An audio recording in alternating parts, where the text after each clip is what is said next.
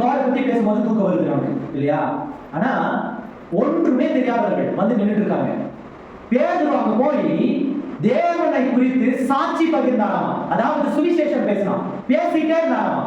பேசிட்டே இருக்கும்போது அங்க அழகான ஒரு வசனம் சொல்லுது, அவன் பேச பேச பரிசுத்த ஆவியானவர் அங்கே புறஜாதிகள் மீது இறங்கி வந்தார்.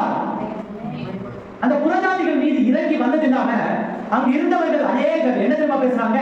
அந்நிய பாஷையில் பேசினார்கள். ஹல்லேலூயா சொல்லுங்க. ஹல்லேலூயா. நாம பாடல் பாடி ஆராதிச்சு லைட்டை போட்டு புகை வர வச்சு சேர் கல்ச ஆட விட்டு கோரஸ் பாடி ஹம்மிங்ஸ பாடி கிட்டாரை வாசிச்சு பேண்ட் அடிச்சு வைரலா குழுங்க விட்டு ஆவியானவரை இன்றைக்கு என்ன செஞ்சுட்டு இருக்கோம்? வர பண்ணிட்டு இருக்கோம். இன்னைக்கு மாறி இருக்கு. இன்னைக்கு மாறி இருக்கு. இது மாறினதுனால இந்த மாதிரி ஸ்தலங்கள் இப்படிதான் இருக்கும். நீ கேள்வி கேட்கவே கூடாது.